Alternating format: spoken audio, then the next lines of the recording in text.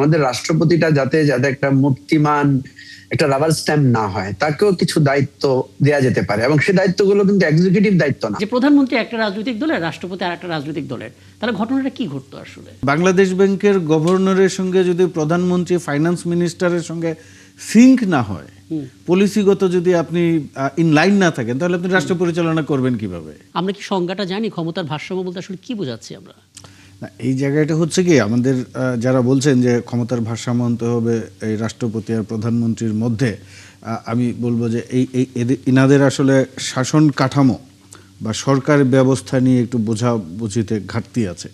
আপনার প্রধানমন্ত্রী রাষ্ট্রপতির সঙ্গে বা ক্ষমতার ভারসাম্য আসে না। ক্ষমতার ভারসাম্য আসে আপনার যে রিপ্রেজেন্টেশন অফ দ্য পিপল, এবং হচ্ছে যে আপনার যে রিপ্রেজেন্টেটিভ যারা, ধরেন আপনার তো পার্লামেন্ট আছে, একটা আমাদের সংসদ আছে, এখন আমাদের এই পার্লামেন্ট থেকেই তো মন্ত্রী হচ্ছে, প্রধানমন্ত্রী হচ্ছে। ইনারা যেন অটোক্রেট না হয়ে যান, বা ইনারা যেন আমাদের যা খুশি তাই আমাদের উপর চাপিয়ে দিতে না পারেন, তাহলে এটাকে কাউন্টার দিবে।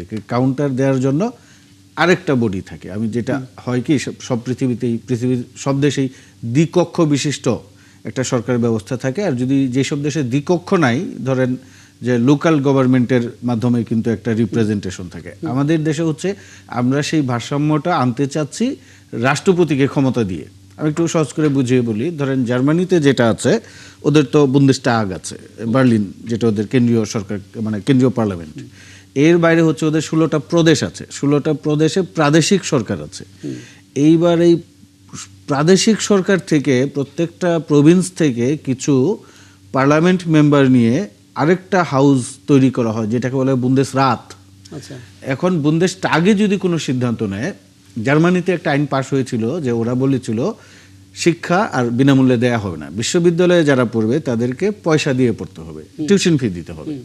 এবার বুন্দেসটাগে এটা পাশ হয়েছে, এই যে বুন্দেসরাত এটা ফেরত পাঠিয়েছে, বলছে যে না, এটা আমরা বরং প্রাদেশিক সরকারগুলোর উপর, মানে এখানে একক সিদ্ধান্তের কোনো সুযোগ না। এইবার যেটা মজার বিষয় হচ্ছে, জার্মানিতে কিন্তু পড়াশোনা ফ্রি, আবার ফ্রি না।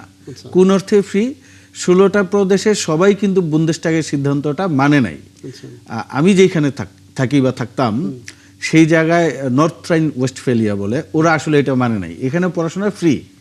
আবার আপনি যদি বাভারিয়া, মিউনিখ যে শহর, যার রাজধানী, ওই বাভারিয়া প্রদেশের সরকার এটা মেনে নিয়েছে, বা স্টুটগার্ট যে প্রদেশের রাজধানী, ওরা ওটা মেনে নিয়েছে। এখন আপনি বাভারিয়া বা ওই প্রদেশের বিশ্ববিদ্যালয়ে যদি পড়তে যান, আপনাকে টিউশন ফি দিতে হয়। কারণ হচ্ছে যে কেন্দ্রীয় সরকারের যে সিদ্ধান্ত, প্রাদেশিক সরকার সেটা মেনে নেয় নাই, আবার কিছু কিছু মেনে নিয়েছে। তাহলে হচ্ছে কি, ক্ষমতার ভারসাম্যটা এইভাবে আসে যে কেন্দ্রীয় সরকার যে সিদ্ধান্ত নেবে, এটা পরিষ্কার। আমাদের এখানে প্রেক্ষাপট আসলে কি? আমাদের এইখানে হচ্ছে যে আমাদের এইরকম একটা ব্যবস্থা তৈরি করতে হবে যে আমাদের যে সংসদটা থাকবে, কেন্দ্রীয় যে শাসন কাঠামোটা থাকবে, তাকে যেন আরেকটা কাঠামো আছে, সেইটার ওই সিদ্ধান্তের উপর আবার সিদ্ধান্ত নিতে পারে, বা ক্ষমতার ভারসাম্যটা আসে, চাপিয়ে দেয়া না যায়।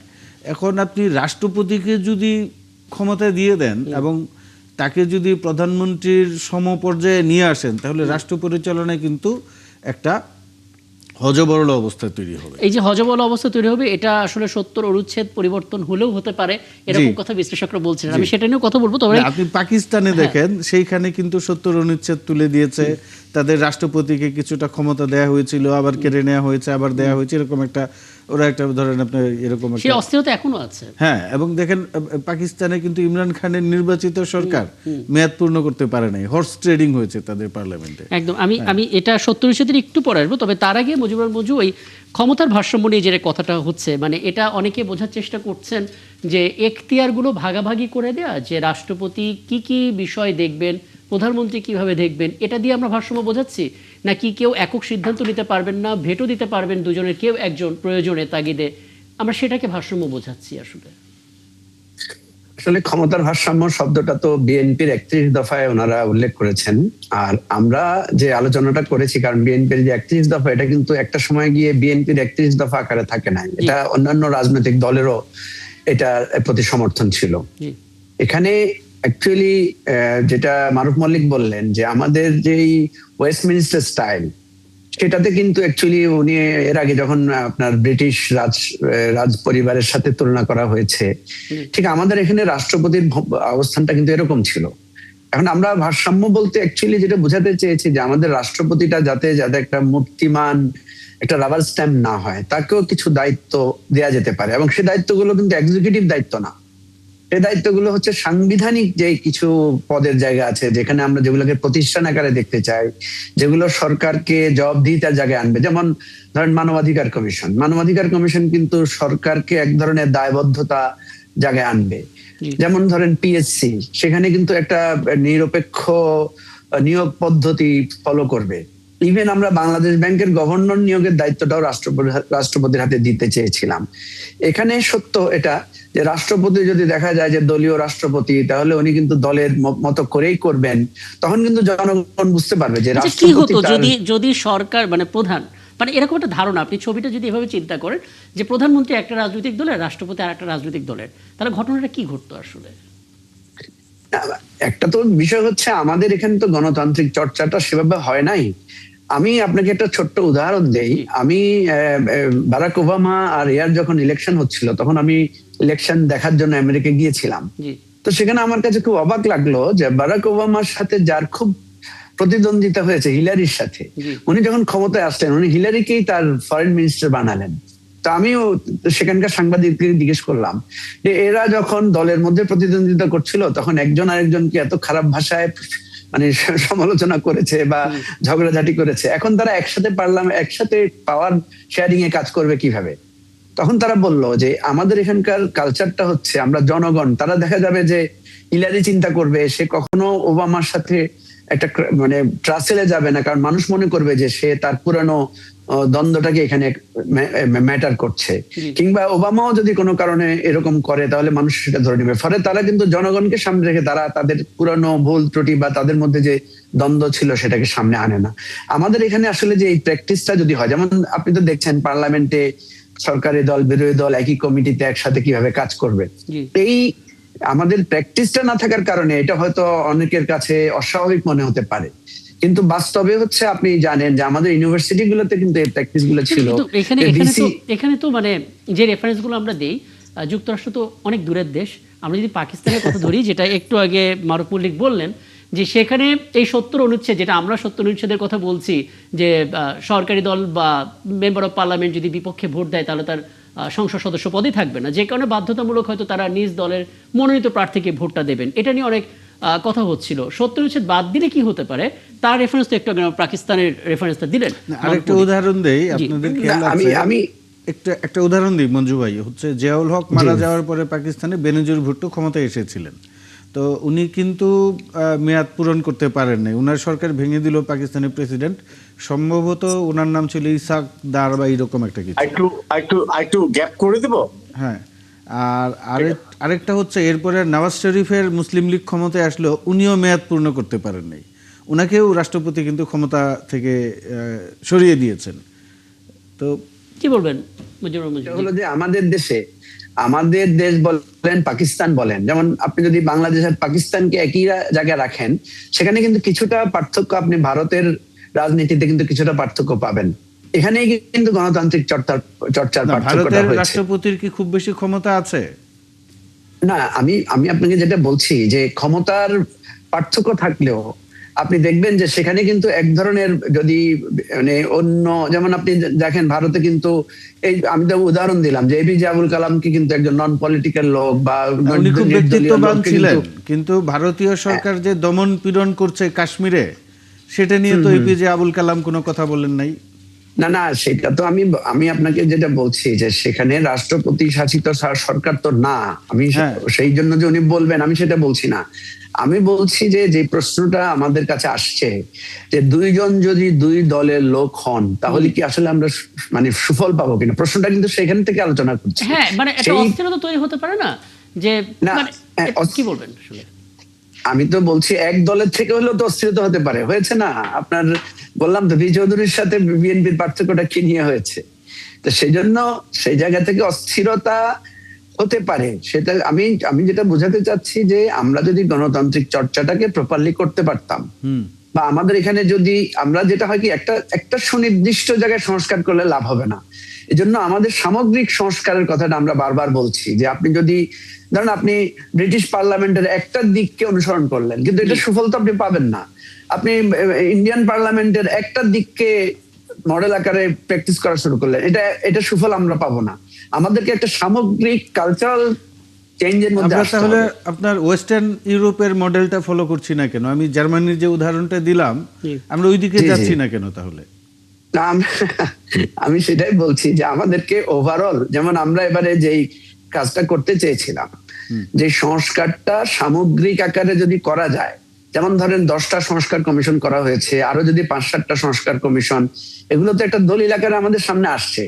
এগুলো সবগুলো একসাথে যদি পরিবর্তনের দিকে আমরা যেতে পারি, তাহলেই পরিবর্তনটা সম্ভব। যেমন আমরা দেখেন, এই যে আমাদের বর্তমান প্রধানমন্ত্রী তারেক রহমান, উনি যে বিহেভিয়ারাল চেঞ্জটা এনেছেন, এটা তো কাঠামোগত না, কিন্তু উনি যে কালচারাল চেঞ্জটা আনতে চাচ্ছেন, এই যে আমি দেখেছি যে প্রধানমন্ত্রী যেহেতু জৌলুস পরিহার করেছেন, আপনি দেখবেন মন্ত্রীরা এখন অটোমেটিক্যালি জৌলুস থেকে ওনারা সরে যেতে বাধ্য, এবং মন্ত্রীরা কিন্তু এখন খুব ঝামেলার মধ্যে আছেন। একটু যে জৌলুস দেখাবেন, একটু যে ভাবসাব দেখাবেন, সেটা দেখাতে পারছেন না। তো আমি বলতে চাচ্ছি যে এই পরিবর্তনটা একটা নির্দিষ্ট জায়গায় আসলে হয় কি, এটার সুফলটা আমরা পাই না। তারেক রহমান সাহেব যেই পরিবর্তনটা ওনার নিজের পক্ষ থেকে করেছেন, এই পরিবর্তনটা যদি টপ টু বটমে সঞ্চারিত হয় এবং রাষ্ট্র কাঠামোর বিভিন্ন ক্ষেত্রেও হয়, তাইলে কিন্তু সুফলটা পাওয়া যাবে। বুঝতে পারছি। আমরা তো মানে একটা আইডিয়াল বা একটা আদর্শগত দিক নিয়ে কথা বলছি, কিন্তু বাস্তবতা হচ্ছে এখানে নানা পক্ষ আছে। মাঠ গরম করা এবং বিতর্কের জন্য বিতর্ক তৈরি করা, নানাভাবে নিজেদের অস্তিত্বকে জানান দেওয়ার জন্য পরিস্থিতি অস্থির করে তোলা, অনেক ক্যাটাগরি এখানে আছে সক্রিয়। সেগুলো মাথায় তো বিবেচনা রাখতে হবে। আমি এই জটিলতা থেকে বাঁচার জন্য একটু আন্তর্জাতিক সম্পর্ক বিশ্লেষক অধ্যাপক ডক্টর মোহাম্মদ তৌফিকুল ইসলাম মিথিল, আপনাকে একটু আমন্ত্রণ জানাই। আমরা যে পয়েন্টটাতে আটকে আছি সেটা হচ্ছে আমাদের নিজস্ব একটা রাষ্ট্র কাঠামো ব্যবস্থা আছে, আমাদের একটা কনস্টিটিউশন আছে, সংবিধান আছে। এই সংবিধান মাথায় রেখেই আমরা 23তম রাষ্ট্রপতি পেলাম।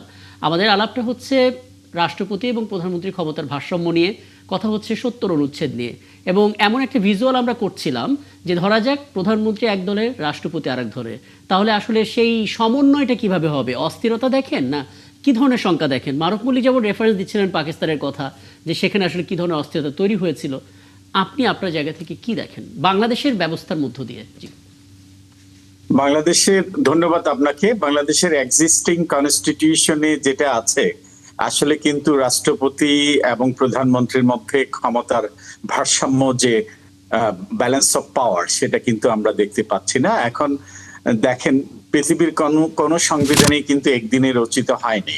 সংবিধান পরিবর্তনশীল, এবং সংবিধান মানুষের প্রয়োজনে, দেশের প্রয়োজনে, জনগণের আশা আকাঙ্ক্ষার ভিত্তিতেই কিন্তু সংবিধান সংস্কার হতে পারে, পরিবর্তন হতে পারে, পরিমার্জন হতে পারে। কাজে সেই প্রেক্ষিতে এখন যে প্রধানমন্ত্রী শাসিত যে সরকার আছে, আমরা যদি ব্যালেন্স অফ পাওয়ার করতে চাই, পৃথিবীর অনেক রাষ্ট্রেই, আপনি ইতিমধ্যে আমার সম্মানিত সহ আলোচক বিষয়টি পয়েন্ট আউট করেছেন, অনেক দেশে সেটা আছে এবং সেটা প্রয়োজন এই অর্থে, কখনো আপনি দেখেন গত 16-17 বছর আওয়ামী ফ্যাসিস্টদের সময় যখন প্রধানমন্ত্রী স্বেচ্ছাচার হয়ে গেছেন, স্বৈরাচার হয়ে গেছেন, তখন যদি একজন প্রেসিডেন্টের এই ক্ষমতার ভারসাম্যতা থাকতো, উনি কিন্তু তখন ইন্টারফেয়ার করতে পারতেন।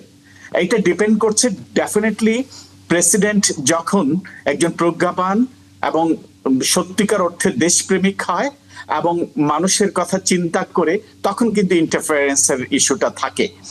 আর যদি একইভাবে প্রধানমন্ত্রীর আজ্ঞাবহ চাটুকার কোনো রাষ্ট্রপতি হয়, তখন কিন্তু আসলে সেটা ইনফ্যাক্ট কনস্টিটিউশনে থাকলেও ইনফ্যাক্ট ওটা কি হয় সেটা তো আমরা দেখেছিও বটে। আমি আপনার কাছ থেকে এই মতামতটাই আসলে নিতে চাইছিলাম। আমি শুধু আলাদা করে একটা বিষয় একটু জেনে, আপনি যদি জানতে চান কিছু জানতে পারেন। আমি একটু মিথিল ভাইয়ের কাছে যে প্রশ্নটা করতে চাই, আমাদের যে আলাপটা উঠেছে যে রাষ্ট্রপতি এবং প্রধানমন্ত্রীর মধ্যে ক্ষমতার ভারসাম্য আনতে হবে, ধরেন যুক্তরাষ্ট্রে তো প্রেসিডেন্সিয়াল সিস্টেম আছে, এখন তারা তো ভারসাম্য আনার জন্য কি এটা প্রধানমন্ত্রী নিয়োগ দিবে কিনা? দেয় নেই তো। তারা তো কংগ্রেস এবং ওদের সেনেটের মধ্যে হচ্ছে ক্ষমতার ভারসাম্য বজায় রাখে। ধরেন এই যে আমরা যেটা পার্লামেন্টারি যে সিস্টেম, এইখানে কিন্তু আমার মনে হয় না, আমি যদি ভুল না বলে থাকি, আপনি পৃথিবীর কোনো দেশেই রাষ্ট্রপতি বলেন, রাজা বলেন, যাই আছে, খুব একটা শক্তিশালী না। জার্মানির প্রেসিডেন্টের নাম কেউ জানে? আমার ধারণা জানে না। স্পেনের রাজার নাম কেউ জানে না। বেলজিয়াম নেদারল্যান্ডেও রাজা আছে যতদূর আমি জানি, কিন্তু এদের নাম আমরা জানি না। কারণ কি, আসলে আপনার আমাদের যে মূল আলাপটা হয় গোড়া থেকে, যে ক্ষমতার ভারসাম্যের আলাপটা, গোড়ায় গলতটা হচ্ছে আমরা শাসন ব্যবস্থার ভারসাম্য না এনে দুইজন ব্যক্তিকে ফোকাস করে আমরা বলছি যে প্রধানমন্ত্রী আর রাষ্ট্রপতির মধ্যে ক্ষমতার ভারসাম্য আনতে হবে। এবং এটা আনতে হবে গিয়ে আমাদের এই জুলাই সনদে যেটা বলা হয়েছে, যে মঞ্জু ভাই বলে গেলেন, ইভেন তারা বলার চেষ্টা করছেন বাংলাদেশ ব্যাংকের গভর্নর রাষ্ট্রপতি নির্বাচিত হবে, রাষ্ট্রপতির হাতে থাকবে। এক্সাম্পল দিন, মানবাধিকার কমিশনের দুদকের। এখন আপনার নির্বাহী বিভাগের প্রধান হিসেবে রাষ্ট্র পরিচালনা করবেন, ডে টু ডে প্র্যাকটিস করবেন প্রধানমন্ত্রী। এখন বাংলাদেশ ব্যাংকের গভর্নরের সঙ্গে যদি প্রধানমন্ত্রী ফাইন্যান্স মিনিস্টারের সঙ্গে সিঙ্ক না হয়, পলিসিগত যদি আপনি ইন লাইন না থাকেন, তাহলে আপনি রাষ্ট্র পরিচালনা করবেন কিভাবে? এই জায়গায় তো আপনার রাষ্ট্র পরিচালনা একটা ক্যাওটিক পরিস্থিতি তৈরি হবে। এইখানে আপনার যেটা মানে আপনার যদি অ্যাকাউন্টেবিলিটি এবং ট্রান্সপারেন্সি আনতে চান, তাহলে কাঠামোটার পরিবর্তন করতে হবে। আপনার স্থানীয় সরকারকে শক্তিশালী করতে হবে। আপনি আমাদের ঢাকা শহরের যে একটা হজবরল অবস্থা, আপনি দেখবেন একদিকে ওয়াসা রাস্তাঘাটে, আর একদিকে আরেক প্রতিষ্ঠান গিয়ে রাস্তা কাটা শুরু করছে, ঢাকার ট্রাফিক কন্ট্রোল করে পুলিশ, আবার একদিকে গিয়ে পার্কিং কন্ট্রোল করতেছে সিটি কর্পোরেশন। এখন আপনার সিটি গভর্নমেন্ট যদি শক্তিশালী এবং অটোনমাস হতো, তাহলে কিন্তু এত ক্যাওটিক পরিস্থিতি থাকতো না। আমরা তো সেইটা নাই। আপনি দেখবেন আমাদের সংস্কার প্রস্তাবে কখনোই স্থানীয় সরকারকে শক্তিশালীর কথা বলা হয় না। আচ্ছা, আমি আরেকটা পয়েন্ট একটু বোধ করে এটা শুনলেন অধ্যাপক মিথিল, একটা বিষয় আপনি দেখেছেন কিনা, আমরা একটু আগে আলাপ শুরু করার মানে আয়োজন শুরু করার আগেই বলছিলাম মারুফ মল্লিককে, আমাদের রাষ্ট্রপতি শপথ নিলেন এবং তারপর প্রথম অভিনন্দন বার্তাটা এলো ভারত থেকে। ভারতের রাষ্ট্রপতি দ্রৌপদী মুর্মু এটা করেছেন। আমরা কি এটা খুব জেনারেল একটা বার্তা হিসেবে দেখবো, নাকি এটা কূটনৈতিক কোনো আলাদা বার্তা আপনি দেখেন? আপনার কি মনে হয়? আপনি আমাদের সবচাইতে নিকটতম প্রতিবেশী ভারত, এবং ভারত থেকে একটা অভিনন্দন বার্তা আসা, এটাই কি স্বাভাবিক না? আমরাও তো একই ভাবে ভারতের কোনো ইস্যু থাকলে কিন্তু আমরা সেভাবেই সেটা দ্রুত, আমরা যত দ্রুত অন্যান্য দেশের অভিনন্দন বার্তা আসার আগেই কিন্তু আমরা সেটা দেই। এবং আমি এটা মনে করি যে বাংলাদেশের যেমন ভারতের সাথে সুসম্পর্ক প্রয়োজন, একইভাবে ভারতেরও কিন্তু গুরুত্ব রয়েছে। এই প্রশ্নটা আমি কেন করলাম জানেন, মানে আমরা দেখতে পাচ্ছি সাম্প্রতিক সময়ে ভারত বাংলাদেশের সম্পর্ক মানে ইন্টার্ম গভর্নমেন্টের আমল থেকে এমন একটা পর্যায়ে চলে গিয়েছিল যে ভিসা পর্যন্ত বন্ধ হয়ে গিয়েছিল। সেই জায়গা থেকে কিছুটা ভালো হচ্ছে, ভালো হওয়ার পথে রয়েছে। মাঝখানে আমরা 5 আগস্টে আমরা দেখলাম শেখ হাসিনার প্রেস কনফারেন্সে যখন ওখানে হলো, তখন এখান থেকে প্রতিবাদ জানানো হলো। তারপর আমরা দেখতাম যে সিচুয়েশনটা কিছুটা মানে, এবং আপনার সঙ্গে কথা হচ্ছিল দীনেশ ত্রিবেদী যখন এখানে এলেন, তিনি যেভাবে কথা বলেছিলেন, কিছু কিছু কথা নিয়েও আবার আলোচনা সমালোচনা হচ্ছিল। সেই জায়গা থেকে আসলে প্রথম অভিনন্দন সেখান থেকে আসবে, আলাদা কোনো মেসেজ এখানে আসছে কিনা সেটাই জানতে চাওয়া ছিল, আলাদা কোনো বার্তা এখানে কিনা। আসলে আপনি দেখেন যে 5 আগস্টের আগে যদি চিন্তা করেন, ওয়ান ডাইমেনশনাল যে ডিপ্লোম্যাটিক রিলেশন বাংলাদেশের সাথে ছিল, এখন কিন্তু বাংলাদেশ বহুমাত্রিক কূটনৈতিক সম্পর্কে কিন্তু আপনি সেটা পরিলক্ষিত হচ্ছে। এবং এরই ধারাবাহিকতায় আমরা দেখেছি হয়তো যেটা আগে ভারতের একটাই ছিল যে বাংলাদেশের হয়তো কূটনৈতিক সম্পর্ক ভারতকে মাধ্যম ধরেই হয়তো অন্যান্য দেশের সাথে কূটনৈতিক সম্পর্ক যেটা আগে হয়েছে সেটাই ধারণা ছিল। এখন বাংলাদেশের অনেকগুলো অপশন হয়ে গেছে, এবং হয়ে গেছে ইনফ্যাক্ট হচ্ছে বাংলাদেশেরও সবার আগে বাংলাদেশ, কারণ বাংলাদেশের স্বার্থ আগে যে দেশের সাথে যেখানে যে ইস্যুতে স্বার্থ রক্ষিত হবে বাংলাদেশ কিন্তু সেভাবে এগিয়ে যাবে এবং এগিয়ে যাচ্ছে। এবং এটা ভারত হয়তো দেরিতে উপলব্ধি করেছে, এবং দেরিতে উপলব্ধি করেও কিন্তু ওরা চুপ থাকেনি। ভারতও চাচ্ছে যে বাংলাদেশের সাথে সমান্তরাল হয়ে আগের মতো প্যাটার্নে যে কূটনৈতিক সম্পর্ক হলে যে চলবে না, ভারত কিন্তু সেটা উপলব্ধি করছে এবং করছে বিদায়ী আপনি দেখেন ভারতের দিক থেকে কিন্তু আপনি দেখেন এই শেখ হাসিনার প্রেস কনফারেন্সের পরেও যেটা ধরেন ইতিমধ্যেই আমাদের প্রধানমন্ত্রীকে আমন্ত্রণ জানানো হয়েছে, জানানোর পরেও কিন্তু ভারত হয়তো শঙ্কা করছে আমাদের প্রধানমন্ত্রী সেখানে ভিজিট করতে যাবে কি যাবে না। এর জন্য ভারতের পক্ষ থেকে কিন্তু প্রচেষ্টা অব্যাহত আছে। এটা কিন্তু একটা পজিটিভ জেস্চার হিসাবে আমি দেখছি। কারণ যত কথাই বলি আমরা, আমাদের সোশ্যাল মিডিয়া যত রকমের, আচ্ছা, আমি একটু বলে রাখি, প্রধানমন্ত্রী ভারত সফরে যাবেন কি যাবেন না, এবং এটা নিয়ে ভারত কি বলছে, আমাদের প্রেস সচিব কি বলছে, সেটা নিয়ে আমি একটু পরে আসবো, বিরতির পরেই না হয় এটা নিয়ে আমরা একটু আলাপ করবো। কিন্তু আমরা শুধুমাত্র রাষ্ট্রপতি এবং নতুন মন্ত্রী সভা যেটা রদবদল হলো সেটা নিয়ে আলাপ করতে চাই। আপনি খুব চমৎকার করে স্পষ্ট করেছেন। এবং মজিবুর রহমান মঞ্জু, একটা বিষয় একটু বলবেন, কেন হঠাৎ করে মন্ত্রিসভার রদবদল ঘটলো বলে আপনি মনে করেন? বিষয়টা আমার কাছেও কিছুটা, এমনিতে তো কিছুদিন থেকে মন্ত্রিসভা রদবদলের বিষয়ে আলোচনা হচ্ছিল, জি। কিন্তু কয়েকটা সিগনিফিকেন্ট চেঞ্জ একটু আমার কাছে বোধগম্য মনে হয়নি। কারণ তথ্যমন্ত্রী নতুন একজনকে দেয়া, তারপরে আরো দুই একজন মন্ত্রীকে মানে পরিবর্তন করা, যেমন বেশ কিছুদিন থেকে আলোচনা হচ্ছিল যে স্থানীয় সরকার, তারপর স্বরাষ্ট্র মন্ত্রণালয়, এগুলোতে একটা পরিবর্তন আসছে, এ ধরনের কিছু গুঞ্জন তৈরি হয়েছিল। তো একটা জিনিস ভালো যে মঈন খানের মতো একজন মানে দক্ষ এবং প্রাজ্ঞ রাজনীতিবিদ, তাকে একটা গুরুত্বপূর্ণ মন্ত্রণালয়ের দায়িত্ব দেওয়া হয়েছে। তথ্য মন্ত্রণালয়ের পরিবর্তনটা নিয়ে আমি কিছুটা নিজেও একটু অবাক হয়েছি যে এই পরিবর্তনটা কেন, এটার কোনো সিগনিফিকেন্স আছে কিনা।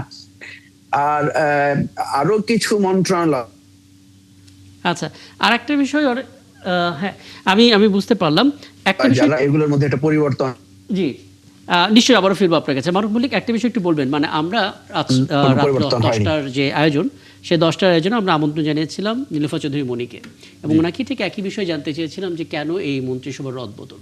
উনি যেটা ব্যাখ্যা দিলেন যে খরচ কমানোর জন্য হোক, কৃচ্ছতা সাধনের জন্য হোক, আগে সরকার যে পরিমাণ মন্ত্রী প্রতিমন্ত্রীর জন্য ফিল্ডগুলো তৈরি করেছিলেন, এই সরকার সেটা কমিয়ে এনেছে।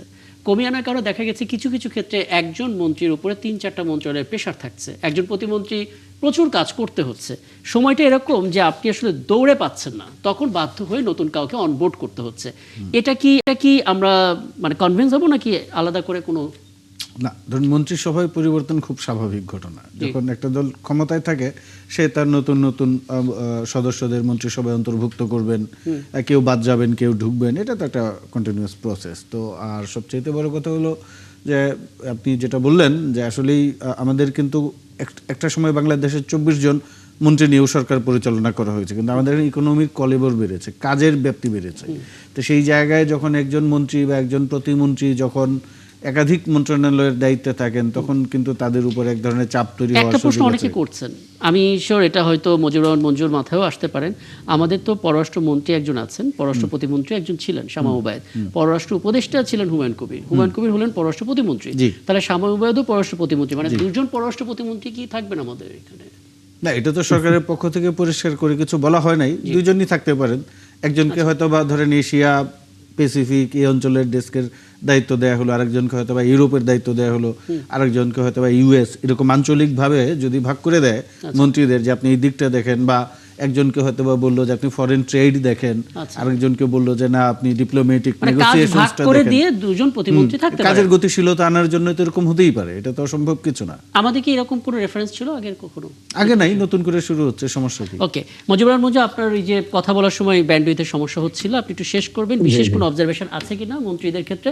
তথ্য মন্ত্রণালয় নিয়ে আপনি একটু কনফিউশনে বলছিলেন কথা। জি, আমি যেটা বলছিলাম যে যেটা মারুফ মল্লিক বললেন যে এটা ঠিক আছে, সরকারের তো নিজস্ব একটা পরিকল্পনা বা নীতি অবশ্যই থাকবে, কিন্তু আমরা যেটা দেখতে পাচ্ছি, যেটা আমরা অন্তর্বর্তীকালীন সরকারের সময় দেখেছি, যে অনেক উপদেষ্টাদেরকে নিয়ে প্রশ্ন ছিল, ঠিক এখনো অনেক মন্ত্রীদের পারফরমেন্স নিয়ে কিন্তু প্রশ্ন আছে। 6 মাস পরে একটা পুনর্মূল্যায়নের একটা প্রত্যাশা জনমনে ছিল। তো সেই জায়গায় সে ধরনের কোনো পরিবর্তন না করে আরো 2-1জনকে নতুন মন্ত্রী আকারে ঢুকানো হয়েছে। নিশ্চয়ই সরকারের সে জায়গায় কোনো একটা পরিকল্পনা আছে। বিরোধী দলের পক্ষ থেকে তো আমরা ছায়া মন্ত্রিসভার কথা শুনতে পারছিলাম, তারা কি এটা ভেবেছে সিরিয়াসলি? না, বিরোধী দলের যে ছায়া মন্ত্রিসভার কথা বলা হয়েছিল সেখানে কিন্তু আমি খুব বেশি উল্লেখযোগ্য তেমন কোনো পদক্ষেপ এখনো চোখে পড়েনি। আমরা নিজেরাও আমাদের রাজনৈতিক দল আকারে আমাদেরও একটা পদক্ষেপ নেওয়ার দায়িত্বটা কি সরকারের নাকি বিরোধী দলের? বিরোধী দল না, বিরোধী দলের ছায়া মন্ত্রিত্ব তো বিরোধী দলই করার কথা বলেছে, তাদেরই সেটা দায়িত্ব। এগুলো আসলে নতুন কনসেপ্ট তো আমাদের এখানে। আমি জানি না বিরোধী দল মানে বিশেষ করে বিরোধী দল আকারে ওনারা যে ছায়া মন্ত্রিসভার কথা বলেছেন, সেটা ওনারা বিভিন্ন জায়গায় আমরা যে ধরনের ফরমেশন দেখেছি, এটা কিন্তু অ্যাকচুয়ালি কারেক্ট ফরমেশন না।